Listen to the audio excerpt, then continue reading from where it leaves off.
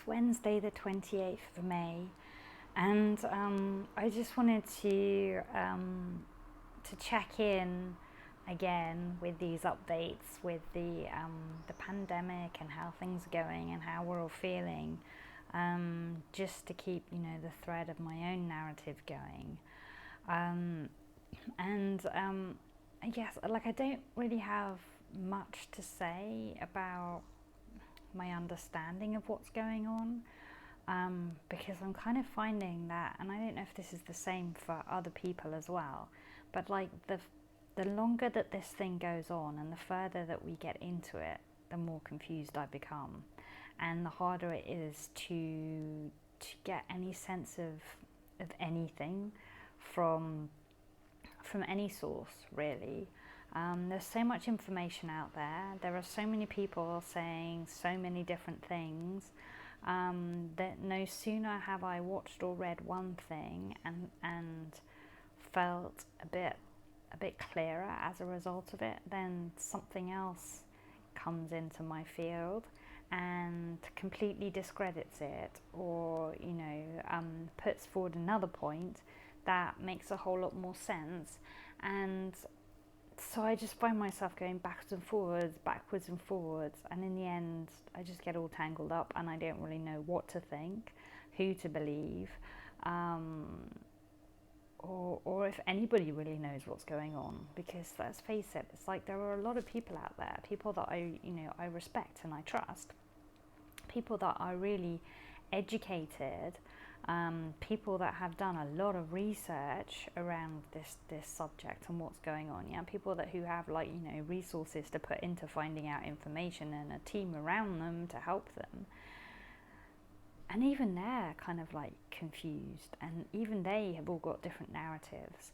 And so, if the people that we normally look to for information can't get their stories straight, how are we meant to get ours, in line? And it's just, I don't know, there's just so much conflicting information out there. And it was I think it was last week sometime, I was starting to feel like it was wrong to be wearing a mask outside, that I was being stupid, being a sheep, going along with the masses, going along with the narrative by wearing this mask, because a lot of people were talking out about the mask, and a lot of doctors were saying how they're not really protecting you and they're bad for your immune system and everything. And so I was easing myself into that belief, and each time I went out I was feeling a bit more comfortable and a bit more I wanted to take the mask off my face, like that I shouldn't be wearing it, that it was unnecessary, and I felt uncomfortable because more and more other people weren't wearing them. And I was like, am I just one of the paranoid masses, and I've got this thing on my face? Am I just listening to what I'm being told to do and not questioning it, and not actually looking at the logic of the situation, and maybe not even tending to my immune system in the best way that I can, which is something that's really important to me, because I have a compromised immune system anyway. So my whole way of looking after myself anyway, my every single day of my life, the way that I behave and act, the things that I put in my body, put on my body, the products that I use in my home, everything has been taken into consideration about what will best support my immune system. So to be wearing this mask and to suddenly find out that maybe this mask is actually not helping my immune system, that kind of freaks me out. And so I was just about ready to take this mask off, and then they changed the law here, and they make it mandatory now to wear the mask in public. So now we don't have a choice. So now everyone's back to wearing masks again. And obviously there are people pushing the boundaries of that, and not necessarily wearing them when they're out in the open air, or wearing them half on their face, not whole on their face. But for the most part, people are going along with it, because if you get caught not wearing the mask, you get fined. Yeah, I think it's an instant €100 fine.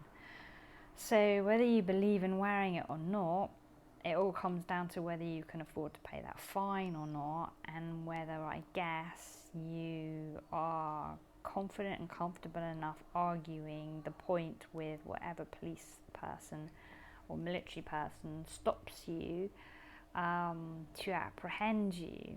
And for me, not speaking the language of this country well enough, trying to argue my point with anybody in a situation like that, it doesn't work. You know, I've had altercations in places before, in terms of issues with customer service, or with, you know, the quality of a product like a freshly made coffee or something, for example.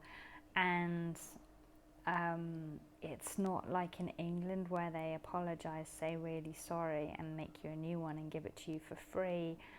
Here they just tell you why it's totally fine and why you should shut up and take it, and then they kind of like keep muttering after you or shouting after you as you vacate, either with or without your product, but inevitably you end up paying for it and then just leaving it behind, or sucking it up and having, you know, a substandard something. So arguing with a police officer is probably not going to go down very well, and will probably result in your being locked up, or given an increased fine. But I doubt that they'd come round to your way of thinking. So yeah, it's a bit of a complicated one. So now it's like, now when we go out, we have to wear this mask, and it's kind of suffocating. It's really uncomfortable. It's so hot here. You can't breathe properly in it. Anytime you walk past any smell like cigarette smoke or diesel fumes or a building site or something, for example, it all gets trapped in the mask, and then you just feel like it's doubly as strong. So I'm a bit kind of confused as to whether this thing is meant to be helpful or not, and why, you know, like at the beginning they were telling us don't wear the masks because they didn't have enough of them. Then they start telling us do wear the mask, just wear anything you have, it'll help you. So we all start wearing them. And then they tell us to stop wearing the masks because they're not actually good for you and they're not going to protect you. And if you read on the packages, it even tells you they're not going to protect you. So we stop wearing the masks, and now it's law and we have to wear the mask. And it's just like, make up your minds. It keeps going backwards and forwards, and I can't keep up. And when you're trying to keep yourself safe and you're trying to keep, you know, stay well, you and your family, it's really difficult when you're not even sure who to trust. You know, there are some things that you know for sure, like if you take vitamin C and you've got a cold, for example, it's going to help you. It might not get rid of the cold like immediately, but it's going to help you have less of a cold, and if you take a high enough dose, then it will get rid of the cold. You know, it's not there's not all of this wishy-washy information about it, whereas around the mask there's all of this wishy-washy information, and it's just really frustrating. And the masks that they're telling us to wear here are like just a normal surgical mask, which is like wearing a sanitary towel on your face. I mean, literally, it's thin and it feels like a sanitary towel, and it smells horrible, and they don't fit properly. So I don't see the point in that at all. It's just it's almost like it's a masquerade. You know, we're all playing a part, and we're putting the mask on so that, I don't know, people get a false sense of security, which doesn't make sense to me. And then it's like, so if this virus is like bad enough that we all have to wear masks all of the time, then why is everything now opening up again? Like, everything here is opening up again now, the shopping centres and stuff, the car places, the swimming pools, public swimming pools are open again now, gyms, all of these things are opening, all of the restaurants and everything, and they're all opening the insides now as well as the outsides, and they're allowed to be 40 or 50% full. So there's like a little bit of distancing inside compared to like full capacity, I guess, but like they're still open, the churches are open, and the only thing is that you're meant to just wear your mask. And then in a month's time, they're allowing tourists to come, and the government is urging tourists, trying to encourage tourists, begging literally tourists to come to, Mallorca and holiday this summer and not let the pandemic put them off. And the hotels are opening up again, and they're allowed to open up to like 100% capacity, but out on the sunbeds, then there will be social distancing, but the rest of the hotels just will be as normal. And aeroplanes, they're meant to be social distancing on aeroplanes, but every report that I've heard so far from someone that's taken a flight recently basically said that, yeah, actually in the airport itself, then there's social distancing and there's like extra precautions being taken. But once you get through you go through the boarding gate and you're on the ramp up to the airplane and everything, then it's like all squashed together like sardines as per usual, and all the seats on the plane are taken up. It just seems ridiculous to me. It's like, so how are we meant to feel safe, and are we meant to believe in this thing or not? Because if this virus is as deadly as they say it is, and we're supposed to be fearful of it, and we're all meant to be social distancing and wearing masks and everything, then why is everything opened up again suddenly so quickly? It worries me. It's like, because we're going to end up back in quarantine again if this thing backfires. And then you start to think, well, okay, so maybe the virus isn't as bad as they're making out. Maybe it's not as dangerous or as contagious, and so nothing will happen and we'll all be fine with all of this opening up. And then it's like, well, are they just saying the mask thing to pretend that it's dangerous still, so that we don't all like kind of rebel against the fact that, everyone's career has been well and truly compromised? It's just hard to know what to believe. And so, like, in light of that, I am doing my best to keep allowing new sources of information to come to me, to stay open to receiving new information from the various people out there, just to try and stay abreast of what's going on. But I've also decided, and I've been doing this more and more, probably over the last month really, just distancing myself from it. So I'm not checking in to see what's going on every day. I'm not interested in the latest updates. I'm just trying to live my life and enjoy my life as much as I can, to have as much of a sense of normality as possible, to appreciate each day in its slow, quiet way, and to spend my time doing more cheerful, more nurturing, positive things. And the only reason that I really check back into what's going on with the pandemic is so that I don't lose touch with reality and start to feel too comfortable and at home being at home all the time, because I think like that perhaps there's a danger in that, and perhaps depending on who is to be believed, because as I said before, I don't know who to believe, so it's not like I'm sitting in any territory right now. I am like completely on the fence across all fields, completely. I literally do not know where to sit.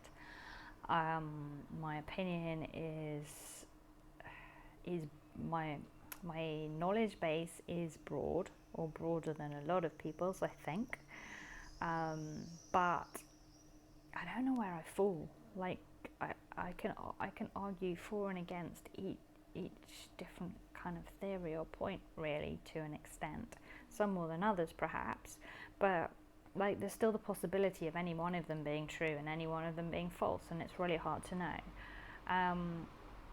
So I'm trying to live my life, I'm trying to enjoy my life, but I'm trying to also limit my potential exposure. So as much as I would like to go back to the hotel that I used to go to swim every day, I'm gonna just ease off that one for the time being, even though I love swimming and I used to swim every day. I feel really, really at home in water, But yeah, I think that compromises need to be made. And one of the compromises this year, I think, is in being cautious. So I won't be going abroad on holiday until I know for sure that is safe and that things are okay. I will be enjoying where I am and where I am has to offer, which is plenty enough. And I will take my fill of water with irregular trips to the sea. When I can get to a beach and a sea that isn't filled with people, because I don't like crowds anyway.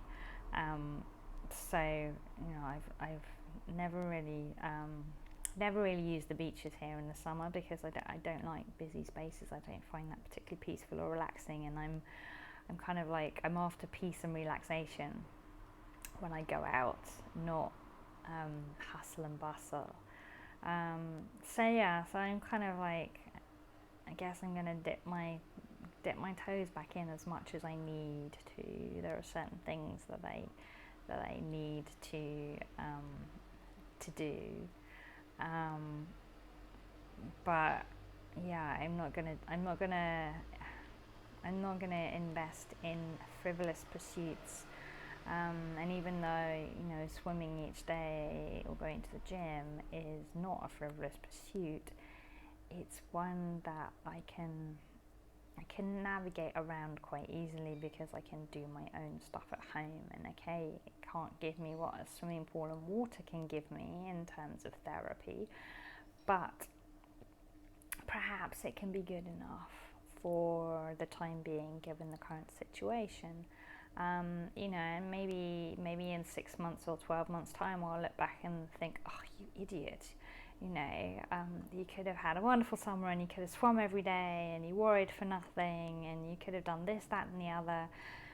But who knows, and I don't want to look back and regret my actions or decisions. And I think it's far easier to deal with looking back and regretting not having made more of your summer in that respect than looking back and thinking, yikes, I wish I hadn't, for example, spent a week in hospital or whatever, which could be the alternative. We don't know what's going to happen. And so I think being careful is sensible in that respect. But I don't know what to believe. And it's frustrating and it's confusing. And yeah, what do we do in a situation like that? How do we take care of ourselves when we don't know what the truth is? We can try and take care of ourselves in the way that we would do every winter when we're trying to avoid a cold or a flu, but above and beyond that, it's hard. And they're saying that this virus isn't like a normal cold or a flu virus, that it's like, it's a virus of the blood. And then it's like, how do you protect yourself against that? Because it's not spread from blood to blood. So I don't know. It is confusing. And yeah, I guess we're all confused. I guess that's my point, really. We're all confused, aren't we? And I would really, really like someone to enlighten me as to what is truly going on here, so that I can sleep easy at night and not have to worry about it anymore. Because I'm starting to feel really, really tired. I really do feel like I have corona fatigue, where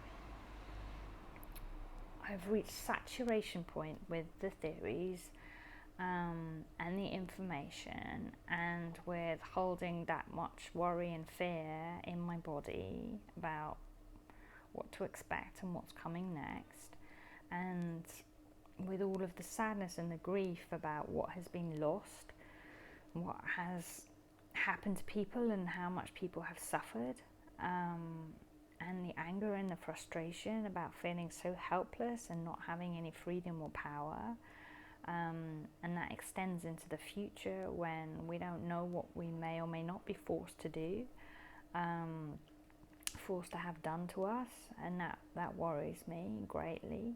There's a lot of things coming in the future, possibly, that may not be very good for us and may harm us, in life-threatening ways, above and beyond this virus. And that concerns me, that it's not just the pandemic that we have to think about and fear, it's other stuff that's going on at the same time. So yeah, that's kind of like all I really have to share today, is that I guess as the situation becomes more and more normal, I want to just relax and get on with it and not have to worry about it anymore, and believe that, we are through this. Like, they're saying that, on the island it's pretty much almost gone, and there are like none or hardly any new cases. So we've got it under control completely, and I think it's just the people that are recovering from it now. I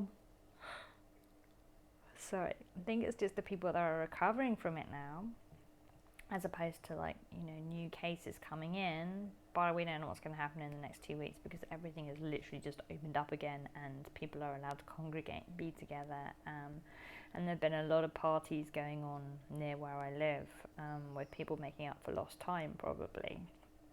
Or maybe they're having like corona parties where they're just trying to, get it so that they can have herd immunity. I don't know. But yeah, so I'd be interested to see what happens over the coming weeks, to see if we really have got it under control here. Especially because the weather's hot now as well. So it's like, well, normally a virus would have kind of run its course by now. If it was a cold or a flu, it would be like, that would be it for that season. And then I guess when they open the borders, because the borders are already kind of open, with people who are residents are allowed to now move backwards and forwards, which could complicate the issue. And I think you're supposed to be quarantining for 2 weeks, but nobody's being forced to do that, so are they? And then come next month, when people are allowed to suddenly come here again, I think it's the end of next month, then who knows what will happen. That will be a whole new world, and maybe then I'll go to ground for a few weeks and just hide my head and self-isolate, just to be on the safe side. I don't know. Or maybe I'll decide to go out there and interact with the whole thing, to really give my immune system a boost, in the sense that it will be tested. So who knows? I do various things at home that help me to have confidence in my immune system.